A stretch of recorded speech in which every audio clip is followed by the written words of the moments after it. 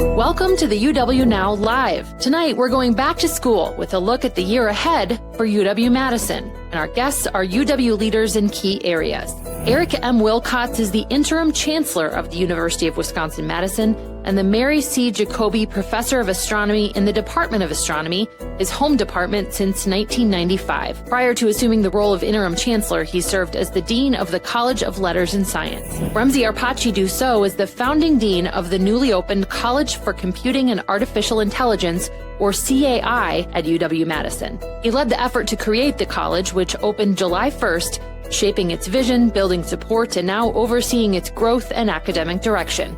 The conversation will be moderated by your host, Mike Knetter.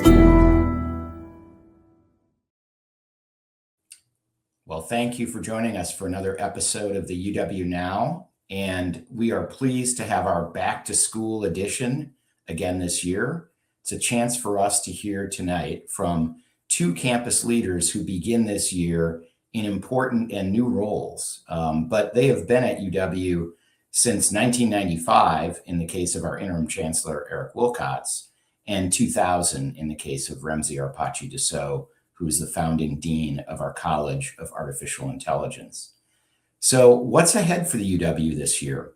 One of the things we want to talk about is how innovation and artificial intelligence in particular are reshaping higher education, not only in research, but also in the classroom and even in our service outreach. And we'll hear a bit about that and how UW is approaching that at scale.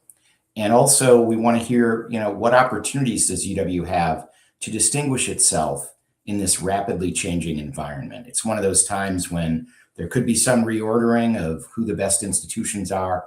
And of course, we want to come out on top in that. So without further ado, we're going to bring on interim chancellor Eric Wilcots, who is a distinguished member of our storied astronomy department. Eric was an undergraduate at Princeton University, and he got his PhD at the University of Washington. As mentioned, joined the University of Wisconsin in 1995 and has been a phenomenally successful scholar and, of course, a leader on our campus as an administrator as well. So, Chancellor Wilcots, thank you for joining us tonight.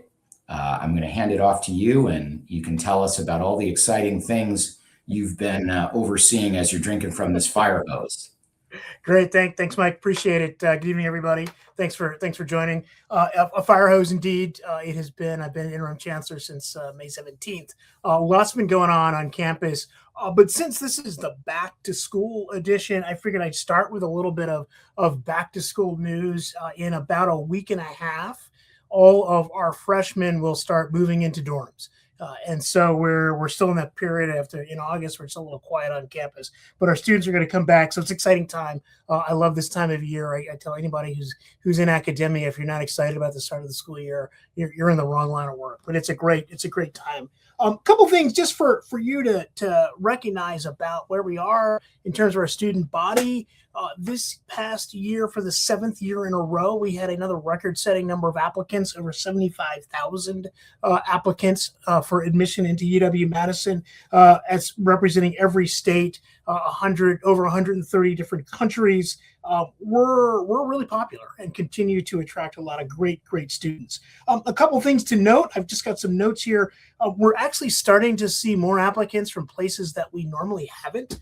Think Mississippi, Louisiana, Maine, Montana.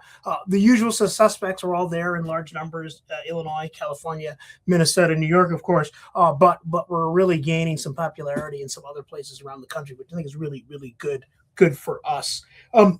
Actually, and for the first time in a lot of folks' memory, we're actually seeing a real increase in applicants from some of our northernmost counties in the state. I think Iron and Ashland, and that's exciting because we're always aiming to make sure that we have all 72 counties represented in the freshman class, and just our commitment to serve the whole state. So excited about that. They're all going to be showing up on campus real soon here, as I say, moving in about a week and a half.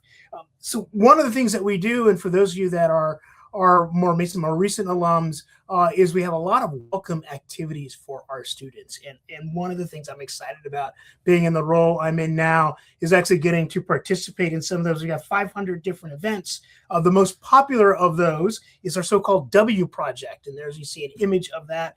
The students come out to Camp Randall. They get to learn some of the fight songs. They learn some of the traditions. They probably all know how to jump around, but they learn what that means.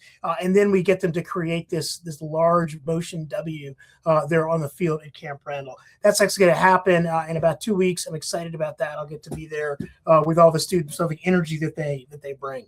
In addition to a lot of new students, we are welcoming probably about 80 new faculty to campus. It's across our campus as a whole, representing about 60 different departments in those. One of the fun things we do is we have a welcome picnic for them at Olin House, where the new faculty and their kids get to show up. I still remember doing that myself with my young kids in tow. It's a fun thing. Just a bit of humor. I actually met a couple of faculty who are now married, and they say they met each other at the new faculty welcome at Olin House when they both started. So you never know what's going to happen at the new faculty welcome. That's a great thing. Academically, in addition to the new college, and you'll hear more about that in a bit later on, we've got two, I think, really exciting new majors that we are launching this fall on campus. One is a major in aerospace engineering, which is responding to a lot of demand that we get from students and also industry. We expect that major to have about 150 to 200 students or so coming in for that. And we're also launching a new undergraduate major in public policy. And that's the first major that the Follett School has offered. They've had a certificate for a number of years. But again, that major is responding to two things. One, student demand. But I think the other issue around there is that pressing need for our graduates who can go out in the world and understand how policy is made and be contributing in their local communities with that kind of a major. So excited about that. We've got a lot of new exciting programs elsewhere on campus happening too, and I wanted to highlight those new ones in particular. So in addition to new people, it's an exciting construction season on campus and has been for a number of years. I will tell folks that if you're ever on a college campus and you don't see a lot of construction, that is a college campus that's in trouble. And fortunately, that is not UW-Madison, because we are doing a lot of building. In the upper left-hand corner, you see an interior shot of Irving and Dorothy Levy Hall. Faculty are moving in, probably not as we speak, but over the past couple weeks, I've been moving in. That is the first new classroom building we've had for the humanities and qualitative social sciences in over 50 years. Big thank you to Marvin Jeff Levy for helping to make that possible. And so that, again, we'll have a grand opening coming in September. We will have classes in that building on the first day. I'm going to walk through on the first day with Marvin Jeff just to feel the energy of the place. But that is opening up there on the corner of Johnson and Park Street if you haven't been on campus recently. So that's an exciting one. In the upper right-hand corner is the sort of artist conception of what will become the Philip A. Levy Engineering Center. We expect that to open in 2029. That's going to allow us to educate about 1,000 more engineers than we are able to do now. That means there'll be fewer kids who are chosen to go to Illinois or Purdue. They'll be staying right here at Madison to do their engineering. And again, a big thanks to Marvin Jeff Levy for helping make that possible as well. To give you an idea of the engineering center, we had the first concrete pour over this summer that required a concrete truck every 7 minutes for 7 hours straight to get all the concrete poured for the foundation of Philip A. Levy Engineering Center. Lower left, familiar building to probably a lot of you, that is Science Hall, a home of the Nelson Institute for Environmental Studies, as well as the Department of Geography. Thanks to a generous gift from John and Tasha Mortgage, as well as support from the state, we are undergoing a process to renovate the interior of Science Hall, keep its historic nature, keep that iconic sense of the building, but shore up the exterior, modernize the interior. That's a project that'll take the next couple of years, till about 2027, when Geography and the Nelson Institute will move back into a renovated Science Hall. And in the lower right, a big thank you to the Cole Philanthropies and thinking about the aforementioned La Follette School. That's Music Hall, which will be renamed Herb Cole Hall and will be the home of La Follette. We're renovating the exterior of Music Hall, doing a big renovation of the interior of it, and that'll be, again, the home of La Follette beginning in 2029. One of the things we hope to do beyond that is to put an addition onto that building to make sure it has the capacity that we need. Those are some of the new academic buildings that we've got going on. Also exciting things going on in the neighborhood of Camp Randall. Thank you to Ted Mary Kellner for the Kellner Family Athletic Center. That will be opening very shortly. You see there on the right-hand side of that picture, a great indoor practice facility for the football team. There's indoor track in there. It's really gorgeous new facility. And so we'll be, again, doing an opening of that later on in September. Right. So lots of new things happening on campus in our infrastructure, as well as in sort of the academic spaces. The other thing I want to mention in this forum is something that we actually launched last year in spring of last year, and that is our new strategic framework.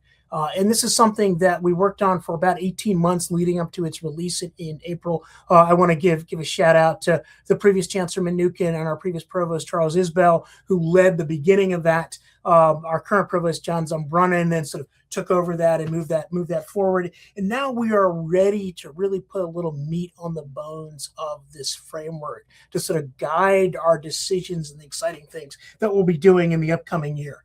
You see there a set of important pillars for us, things that we deeply believe in.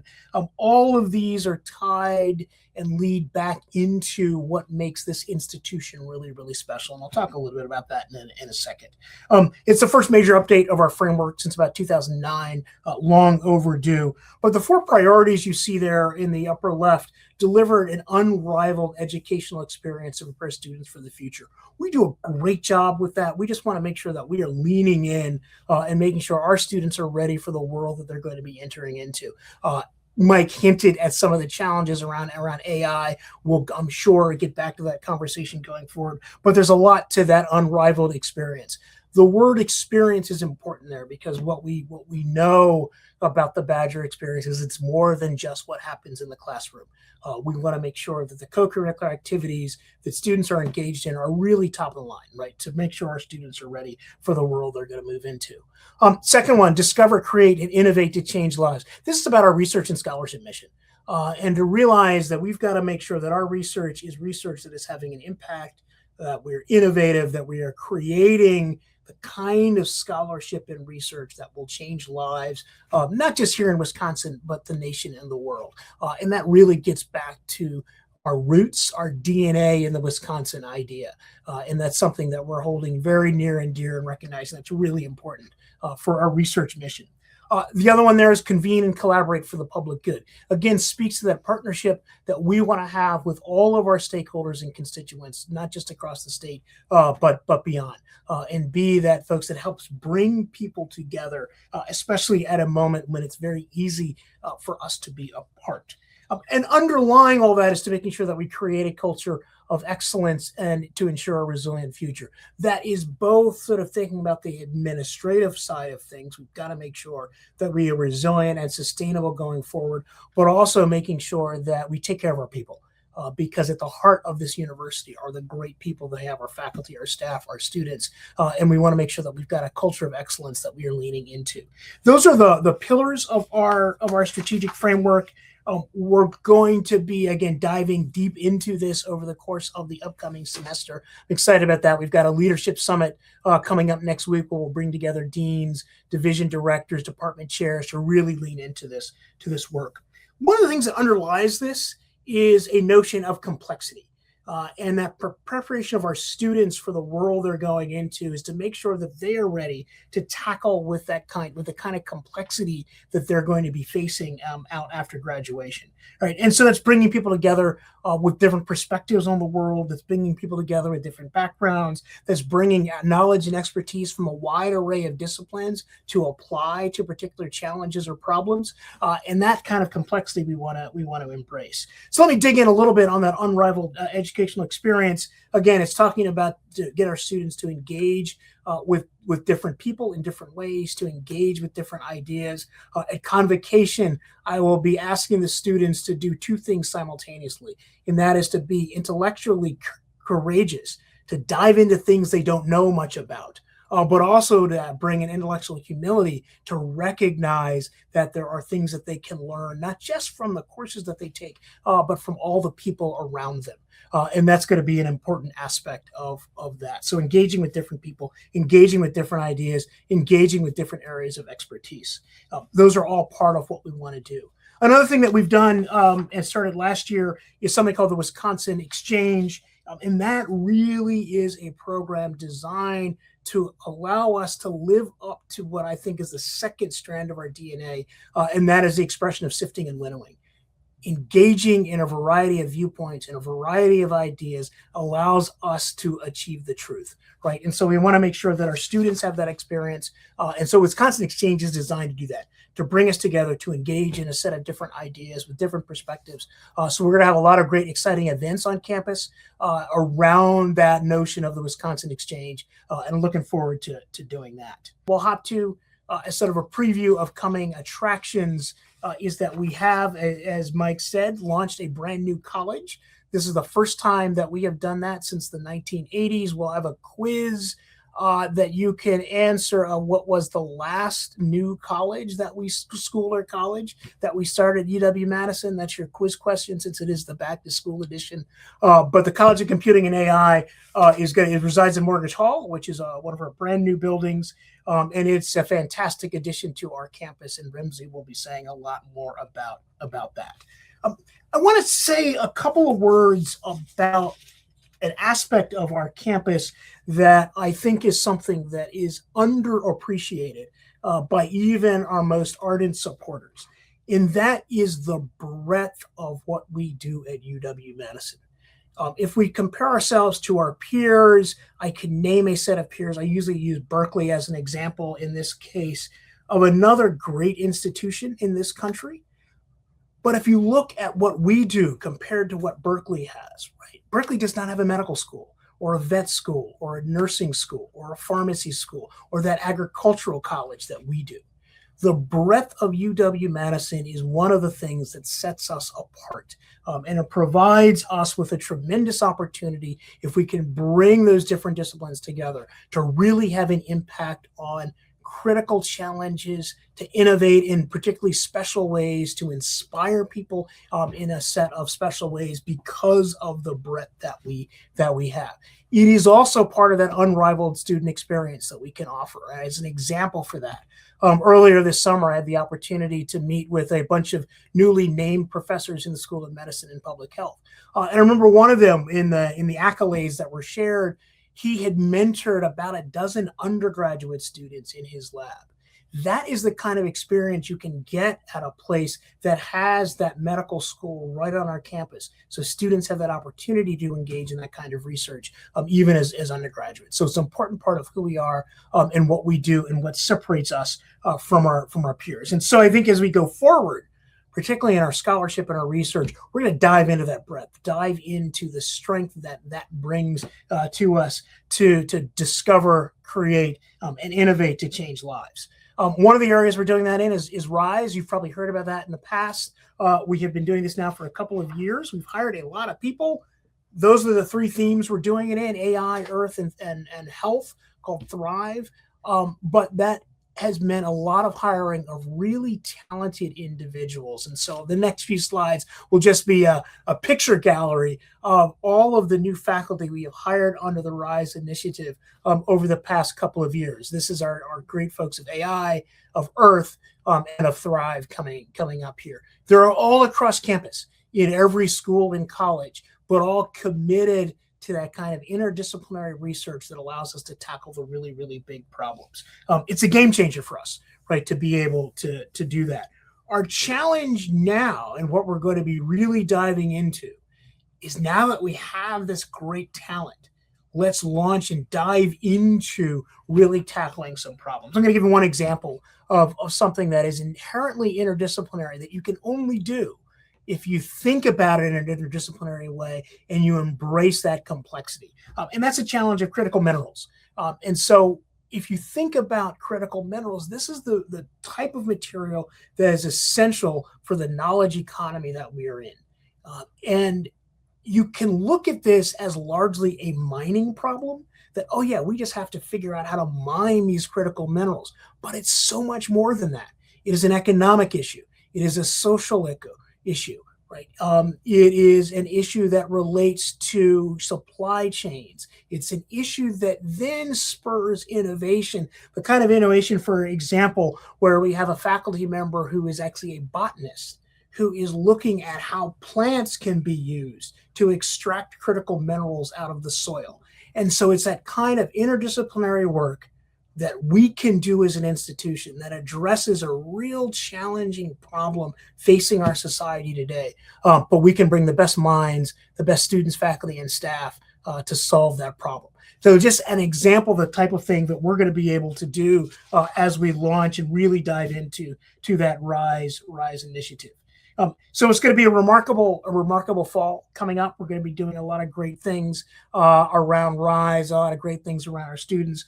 I'm excited about the things that we're going to be able to do, both in terms of that unrivaled student experience, in terms of making sure that our research has an enormous impact. And then I'll just leave you now with one moment, is as we think about that Wisconsin idea, going back to that, which is really in our DNA, we're embracing that as a really collaborative, two-dimensional conversation.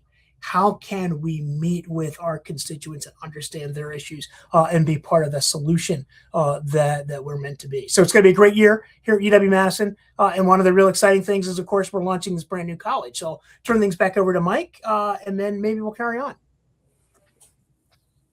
Chancellor Wilcots, thank you for that exciting tour of what's new and what's coming on campus this year. We'll come back with questions for you as soon as we hear from our founding dean, Remzi Arpaci-Dusseau.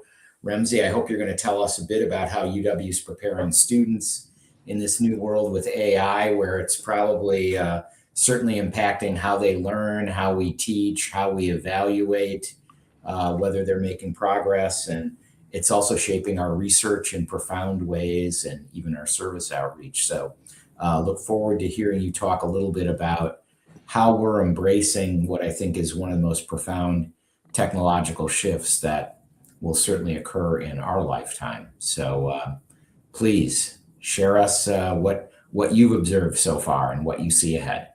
Sure. Thanks for having me, Mike, and nice to see everybody.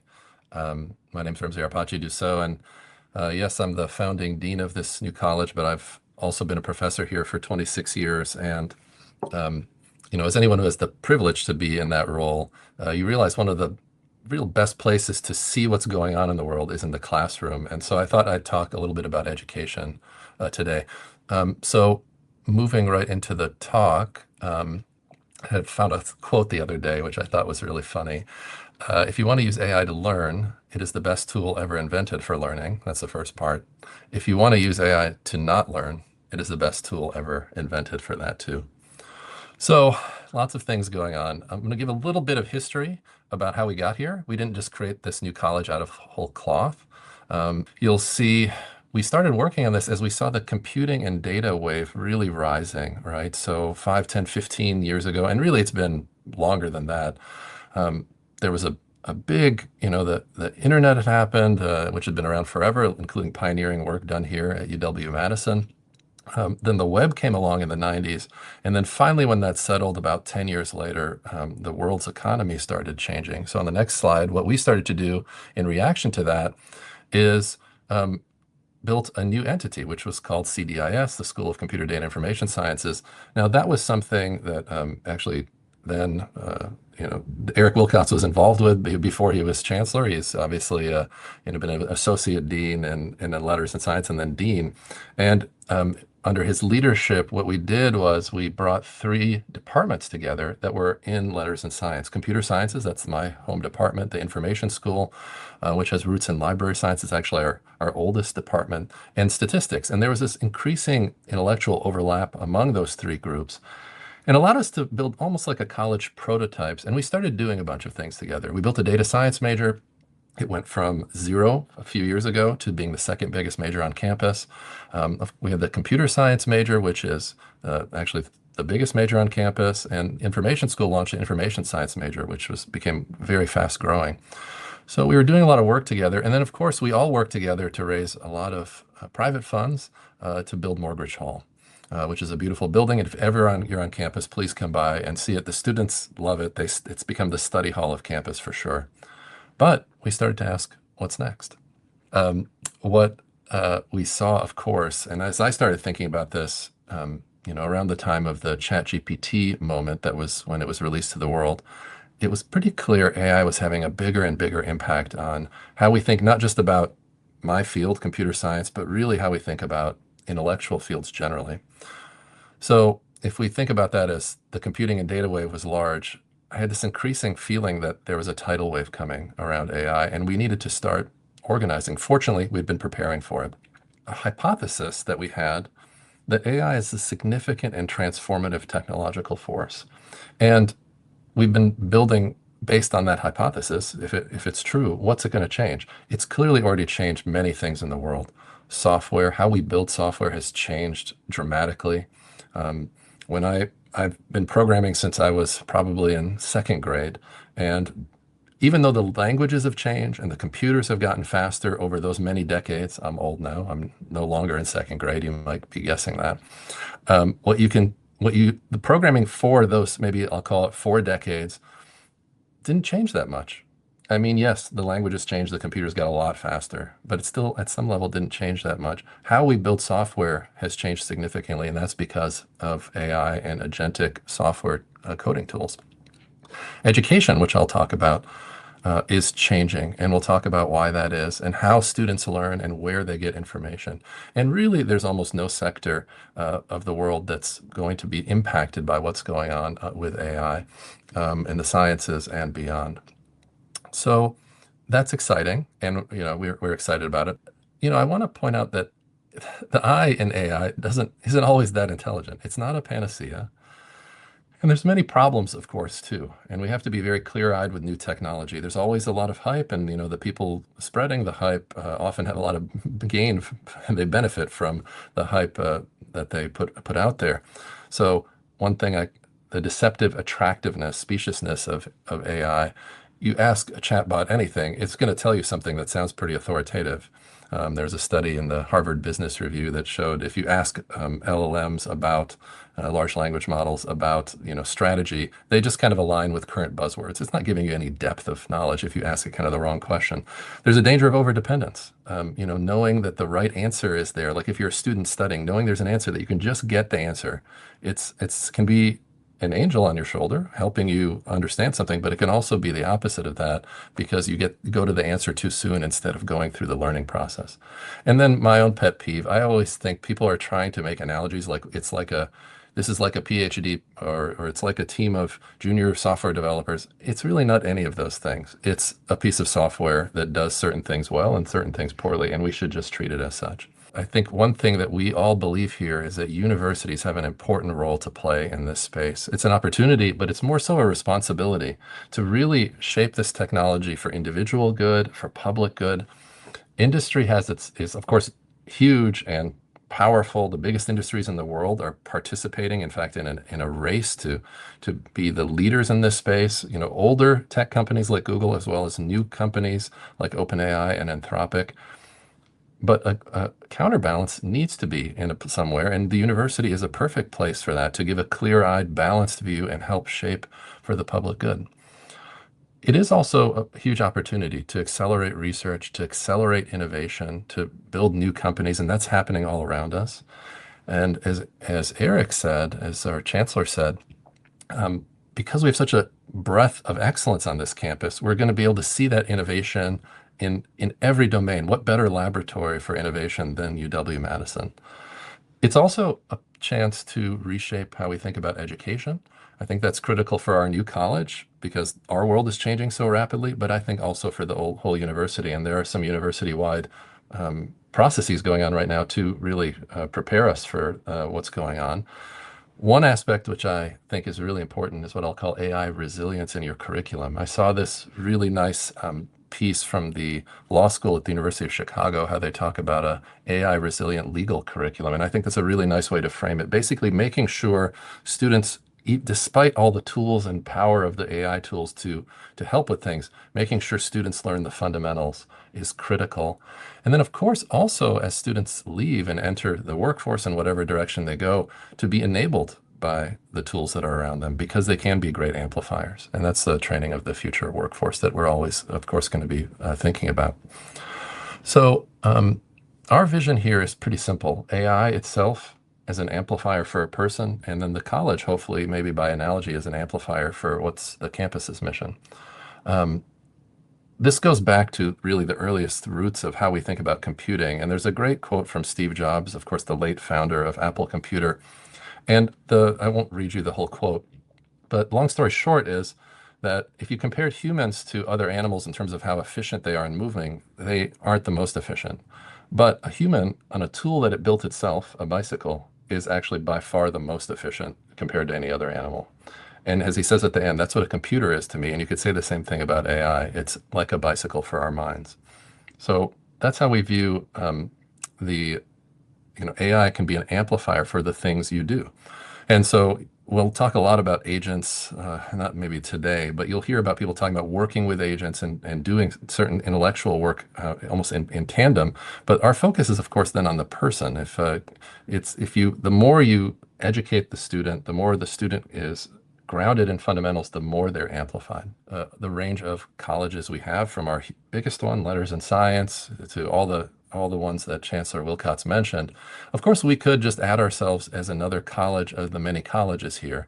But what we're hoping to do, it's an aspiration, and of course it's going to be hard, just flipping forward a couple, is to instead be connected to all of the missions of the broader, of all the colleges, and to help amplify what they're doing, as well as, of course, advancing our own mission. So let me just talk a little bit about education. And I've just framed it into two parts: what's changing, or some things that are changing, and then some things I think are staying the same. So first is something I've called Piazza Silent Spring. I don't know if any of you online have used a tool called Piazza.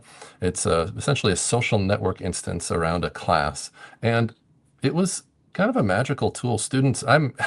Despite being a computer scientist, I'm actually pretty resistant as a teacher in class to technology. Like, I walk in with a piece of chalk and use a chalkboard.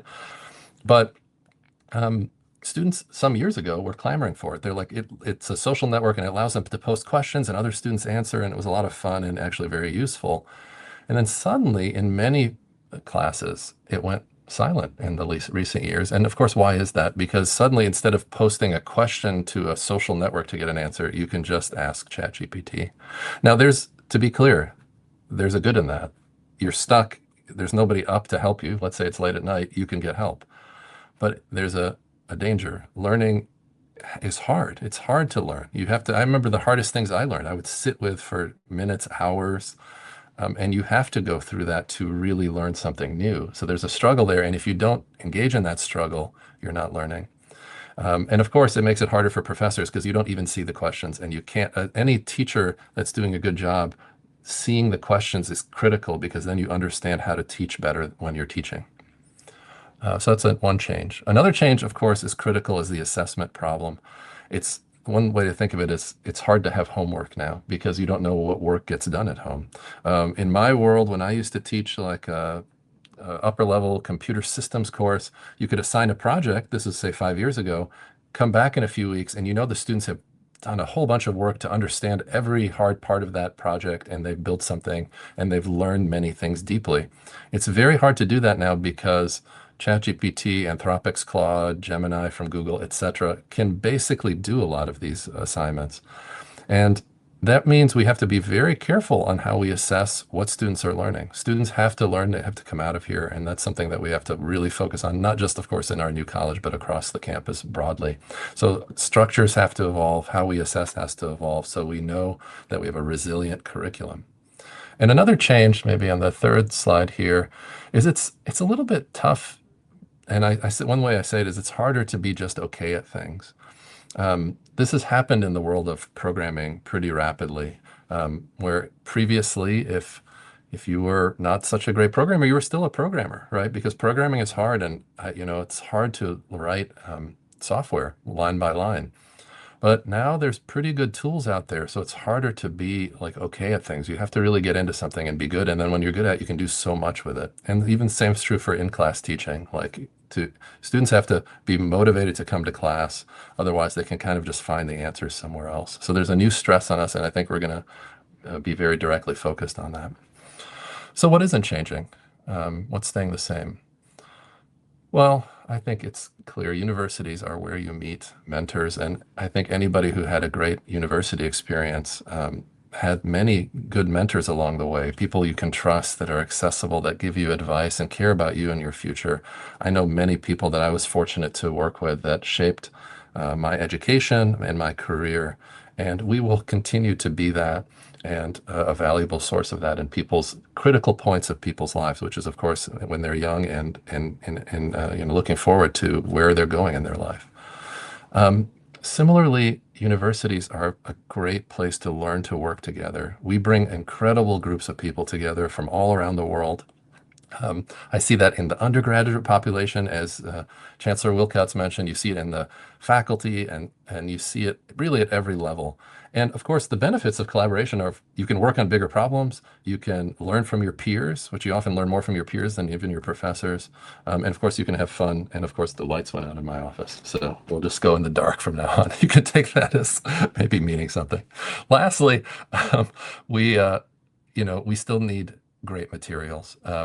Universities produce a lot of these materials. A great book or a lecture or a homework or even like a really great exam can be meaningful in somebody's world. I just put a little plug here for a free online book that my wife and I wrote. It's called Operating Systems, 3 Easy Pieces.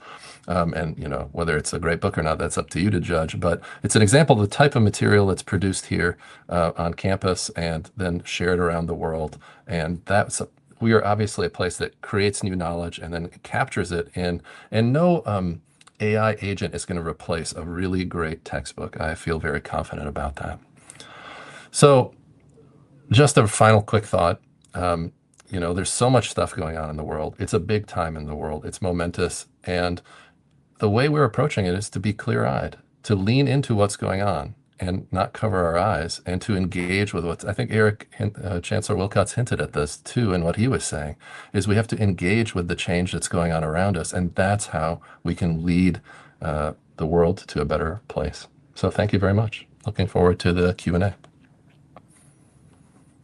Great. Thank you, Remzi. Now that you've taken us a little deeper into AI, I want to come back to Chancellor Wilcots with a question.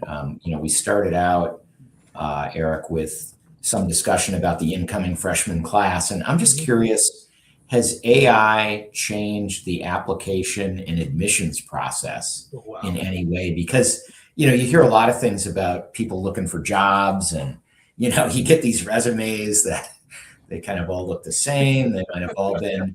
So what do you hear from the team over in admissions about how? Yeah, great question, Mike. I think, from admissions, what I hear is that the value of that essay is a lot less than it used to be, right?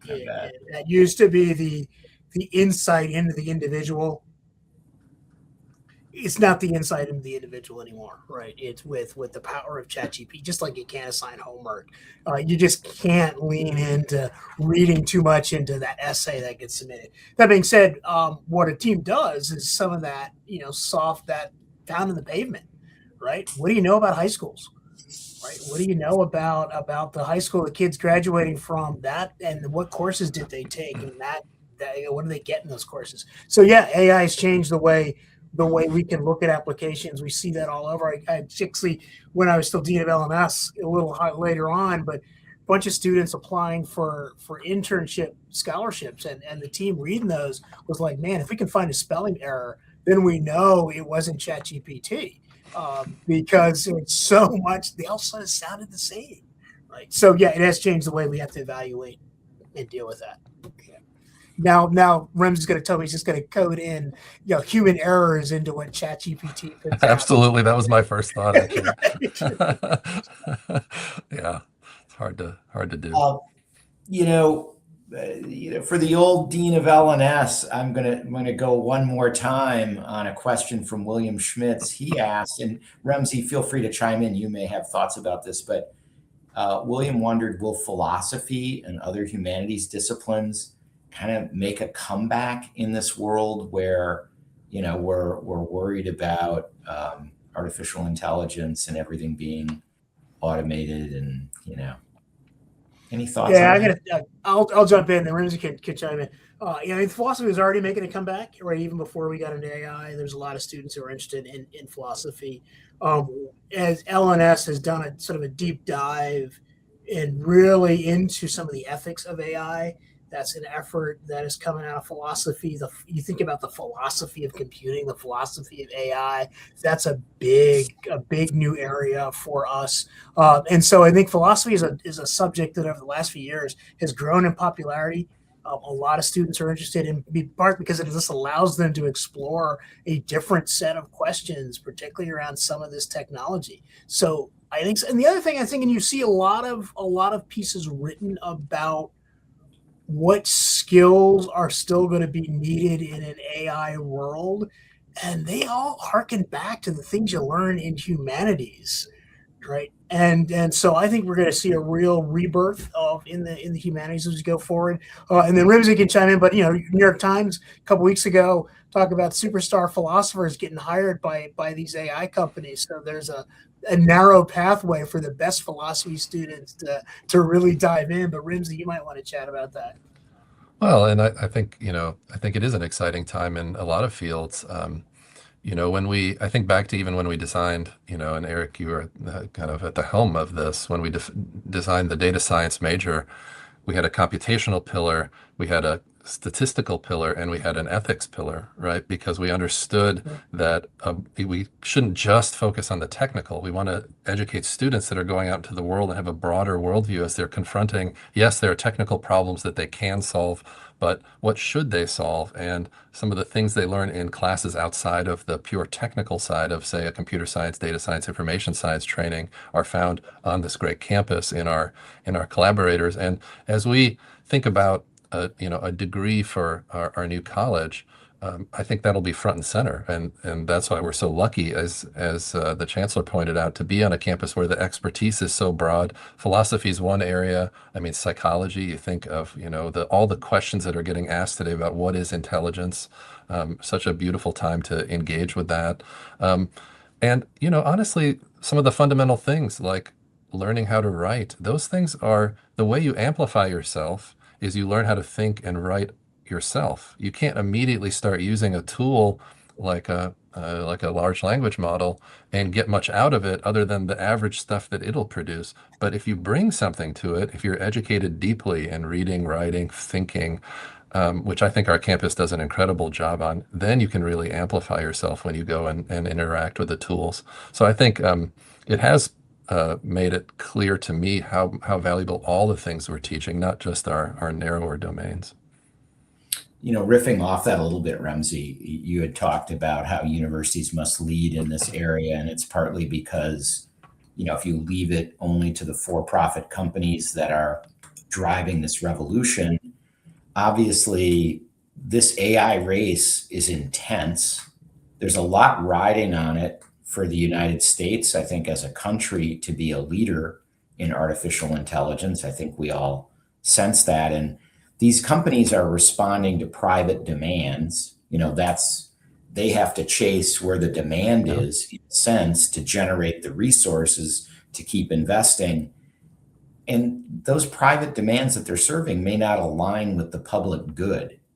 So I'm wondering, how do we decide if they align with the public good? And if they don't, what do we as a university what can we do about that?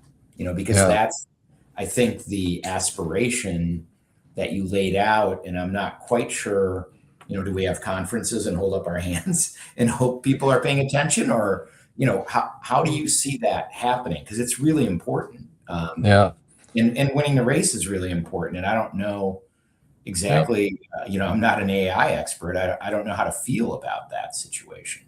Yeah, well, the race is real. If you look at the top 4 companies that are building data centers at a crazy rate.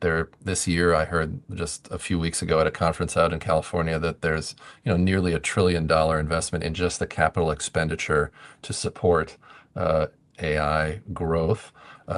That's more investment in capital expenditure than, the next N 100 companies in the Fortune 500, right? It's a crazy amount of money going into things. And you're right. And I think, what's going on there's a couple things going on behind that. One is there is a race going on. There's a concern that some other company will develop this technology a bit further and get way ahead of others. And we have seen a leapfrogging of models getting built and being considered the best in class for a few weeks or months, and then moving forward. So that is real.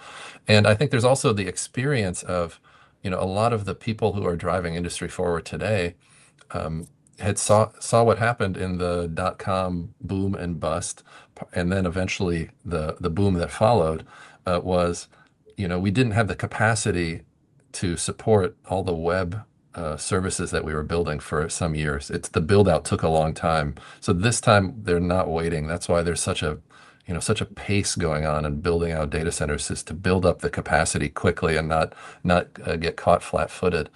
Your question is a tough one about the public good and how to really assess it and pull the world of technology into that space. I think it does start with something that we're clearly going to do, which is clear-eyed education, right? We want both our builders, whom we have in our college, and our critics, whom we'll have in our college, as well as we'll have across campus.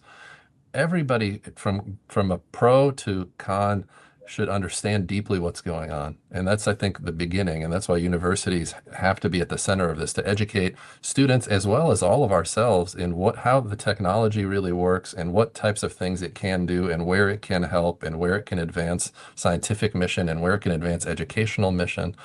So that's a baseline to me, is knowledge and education. Then I think your question was just the harder one, which is, well, what do we do about it? I think there are some things which are easier and some things that are harder.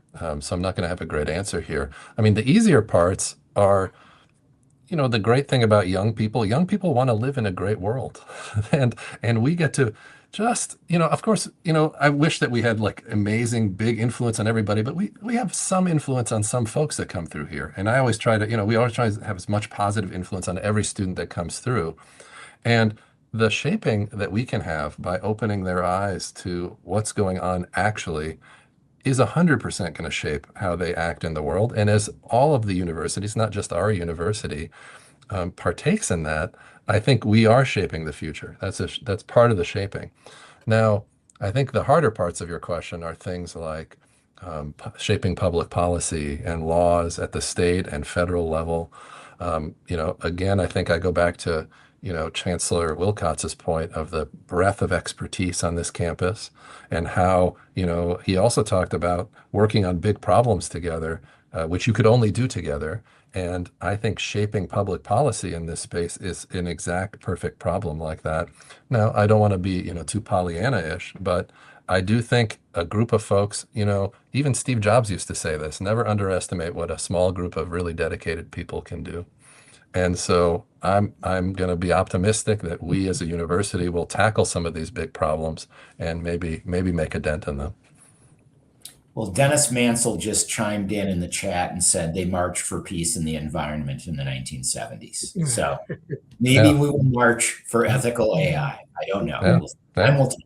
But that was a great answer, very thoughtful. And we had a couple questions from Patrick Dunn and Susan Stemper, who they're sort of getting at these collaborations, and you just alluded to one in public policy, Remzi. So Patrick wondered if business and computing had been combined in the same college. So I'll let you guys discuss whether that was considered, as we created this new college. What were some of the other considerations of things that might have gone into it? I think that's one thing. And Susan wondered whether the college would be partnering with La Follette on these public policy issues exactly. So any thoughts about that? Either of you can take those questions. Yeah, so I think great questions, and I think on the answer is we didn't think about combining business and computing and AI, in large part because of the collaborative nature of the institution and what Remzi articulated in his graphic about the role of this college on our campus. It is created with that deep sense of collaboration. Right. And so you could see how it connects to everything. You can imagine a world where you say, oh man, AI, we should be combining AI with medicine and public health, right? Or we should be combining it with agriculture. Well, yeah, we can do all that because we have that all here and we can be great partners with each other. And so I think it comes down to just making sure, as we said at the opening of Mortgage Hall, that the walls of Mortgage Hall are permeable. Right, that ideas are flowing in and out, collaborations are flowing in and out with our colleagues in business who are a block away, with our colleagues in engineering who are a block away, with our colleagues in medicine and public health on the west side of campus, and others. So I think we didn't think about how do we make it bigger because of that history that Remzi was talking about of where it came from, but also recognizing that it can be and should be deeply collaborative with the breadth of what we have on campus. And so, yes, to this favorite question, collaborating with policy, absolutely. And to Remzi's earlier point, if you think about what La Follette is able to do in this space, they've got people who are thinking about policy. They've got people who are thinking about energy. That's wrapped up in conversations about data centers. And so that there's a natural collaboration that happens there. I'm going to follow up with Susan's other question about how people think. There are a number of people on that thread as well. But while we're here, I just wanted to say, I think some of the genius of creating this as a college, a standalone college, is when I try to think about that graphic that Remzi laid out with all the other schools and colleges kind of tapping into AI because AI is affecting everything in education. Mm-hmm. If it was trapped in the computer sciences department within a college, one college, it's just a lot harder to imagine that working in the same way, Yep. And so I just want to applaud you all for your hard work in making that happen, because I think it's a really important development for us. And while we're on collaborations, before we go back to how people think and learn, that's a popular area of question. Mike Cheslevich wondered, we all know how connected Stanford is to Silicon Valley. And he's wondering, is this new college going to help UW have, kind of a broader industry collaboration than we have heretofore? Yeah, I could speak to that. Yeah. Great question. At some level, I would say two sides of that coin. I think one is UW-Madison has the second oldest CS department in the country, and as well as our other departments in our college are historic departments, and really, like many things on our campus, we started doing things like often we were ahead of the curve, and so as you look to the industries that are in the computing world, sure, Stanford and Berkeley get a lot of credit, sure, MIT gets a bunch of credit too on the East Coast. But everywhere you look in Silicon Valley or in Seattle or other big tech areas, there are lots of badgers floating around across all the eras, from people that I've just met, who graduated here in the 1960s. Basically when it was hard to even get access to a computer, we had a computer sciences department. So on one level, and for me, I've been here a quarter century plus. I've probably, and my wife and I, we work together, and in our group, we've worked with probably 15 or 20 different of the leading tech companies over time. Of course, some have gone out of business. I would claim that wasn't related to us working with them. So, so in a commercial message for collaboration with us. Yeah, well, just to your buyer beware. But to your point, Mike, about being able to better collaborate on campus as a college, I think much the same is true be able to better collaborate with industry. So I was today actually, I was down in Verona at Epic campus.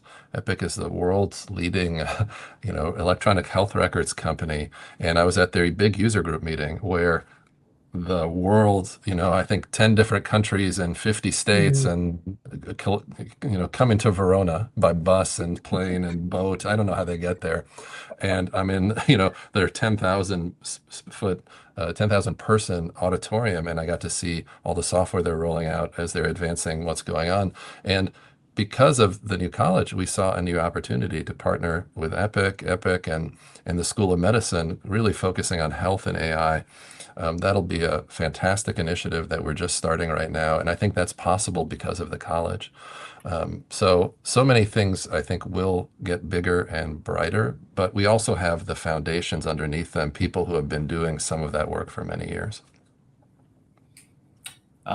We are getting a lot of great questions and we're running short on time, but there was a pretty active thread on how do we make sure students are really learning in this world? What are some of the things that maybe we have to bring back as, ways that we, what kind of assignments do we give? Do we have capstone courses that are project based, and do we require blue books or oral exams? What are we going to do to make sure people really do their own thinking and go through that struggle that you talked about, Remzi? Because I remember the struggle. I mean, as you can imagine, for me, it was quite a struggle to get through, even basic material. So tell me a little bit about, what are we going to bring back, and what, not only for learning, but also for evaluation and making sure the product is what we say it is. Yeah, we've certainly seen a return of blue books, right? A growth, a resurgence of in-class work. So rather than me sending a student, here's your homework assignment, it's due next Wednesday, we're going to spend the class time today, maybe it's in small groups, working through problems, right? Or working through something, working through a reading passage. So it's a little bit more of that. I think the other aspect of it is something you hinted at there, and the deans, I think, across the board are really fired up about this, and that's the experiential learning, right? To make sure, be it an internship with a company, be it doing a research project on campus, something that engages that student in real learning, real effort that is distinct from what you just might be able to get on an LLM, right? So I think you'll see a growth in all of those areas to really engage the students in what it means to learn. And some of it, I think we've got a sense as we develop, and I don't think any universities figured this out yet, but a sense that over the course of 120 credits that a student might spend at UW-Madison, there's going to be some fraction of that where they're doing a deep dive into AI, and it's a tool they're going to be using. They're going to be learning how to use it. It's going to be core to that course.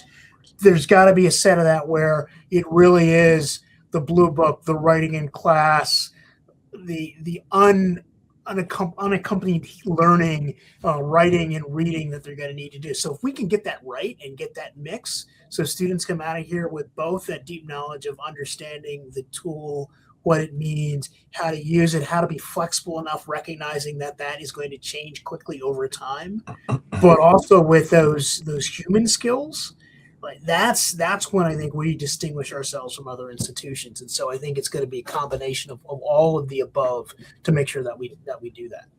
So a burgeoning area of the job market with AI could be TSA agents, staffing our exam rooms, and you got to come in and hand over your technology, take your shoes off, walk through the detector. Is that what we're talking about? Because what if I have my phone, or Mike, that is real, and there is a new danger of a student in a bathroom, right, can go quickly ask a question that then they can remember and bring it back into the exam room. So that's there, and sure, it's worse than it could be. But the other side of that is, students, we try really hard to make university affordable, but it's costly. People understand that it's important to get the most out of it here, and I'm so heartened actually if you just talk with some of our students. I was in an office hour the other month, and two students were talking about a CS theory homework. CS theory is mathematical and some of the hardest intellectual parts of computer science, and one was just telling the other, don't talk to ChatGPT about that problem 3, because you have to sit with that for 2, 3, 4 hours. And when you do and you get through it, then you'll have learned something. So students are aware that if they can cheat themselves. And now, of course, we still have to do work ourselves too, to recognize there are moments where you have to be cloistered, right? Where you have to be walled off from the technology and really deeply engage in old-fashioned learning. I certainly, think of writing as thinking. I think of reading as a fundamental thing you have to be doing all the time to learn about the world. Those things you need. But I think increasingly we have to acknowledge to the students that we can't say it's just that. We have to have places where they can, launch the starship, use the tools, and go at 1,000,000 miles an hour. And that gets at the experiential things that Eric was talking about, as well as other kinds of opportunities like that with industry, with nonprofits, working on big challenging problems in research labs. And by acknowledging both of those things existing and having lanes for both of those, I think that's how the university can really provide a strong educational foundation for this AI era. So we're at the top of the hour, but I have one more question. You can each chime in on it. But what are we doing to make sure faculty and instructors across the board are on the leading edge of this, so that, both in the classroom and their research? We talked a lot about students and how we got to make sure they keep thinking, but, I can easily imagine that students can get out ahead of faculty in this technology.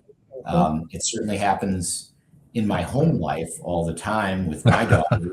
I'm quite dependent on them for certain things. Yep. So what are we doing with the faculty to make sure that they're on the leading edge of this? Yeah, great question. And it's something we're still wrestling with. I got to be honest, right? We haven't nailed that across our faculty. We're fortunate to have a lot of really, really talented, smart, innovative faculty who take this in their own way and say, "Hey, this is what I need to do in my discipline." Be it a chemistry faculty member says, "Boy, AI is changing the way we're doing theoretical chemistry. I need to make sure I'm on top of that, so my students are on top of that." To other faculty in the humanities who are going, "Yeah, I understand what AI can do. Let's think about a blue book, but also let's think about a different kind of prompt to say, sure, bring me your paper that you generated with AI, and then let's do a deeper dive into that." So the faculty are creative and innovative. We need to sort of catch up with some of the leaders in our faculty to get something to make sure everybody is there. We got a working group working on that this year to try to get us to that place. We're not there yet, but we also need to learn from each other.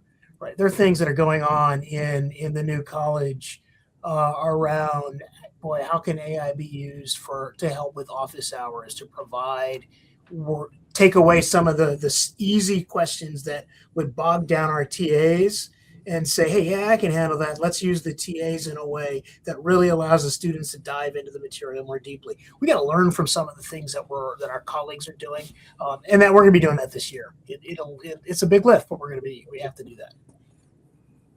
Yeah, I mean, I was just going to say the same thing, really. And Eric's point about this being such a, again, breadth of excellence university, we'll gain a lot simply by listening. It's a laboratory for learning too. People try all sorts of things. We have to hear about them and then amplify the good ideas so that they become common practice. And so in a time of change, that's what you can do, right? You have to be willing to try lots of things and then see what's working. Maybe we could have a RISE AI group of faculty try to stand up college with 10 people. Sounds like a good idea. University curriculum with 10 people. Let's see what we can do. Because probably we have to understand other people will be trying that. Mm-hmm. And we probably need to be thinking about what works and what doesn't. But very exciting time. I can't thank you both enough for giving up your Tuesday night to spend time with our alumni and friends. Really the most lively chat I've seen in a long time. I'm sure a lot of people will watch this tomorrow again when it goes up online. So thank you for your insights and your time, and always a pleasure to be with both of you. Okay. Thank you, Mike. Thanks everybody for watching. Yeah, thank you. Thanks to our audience again for joining us. Again, really lively chat. Really appreciated your questions. We'll be back again next month with another episode. Thank you, and on Wisconsin.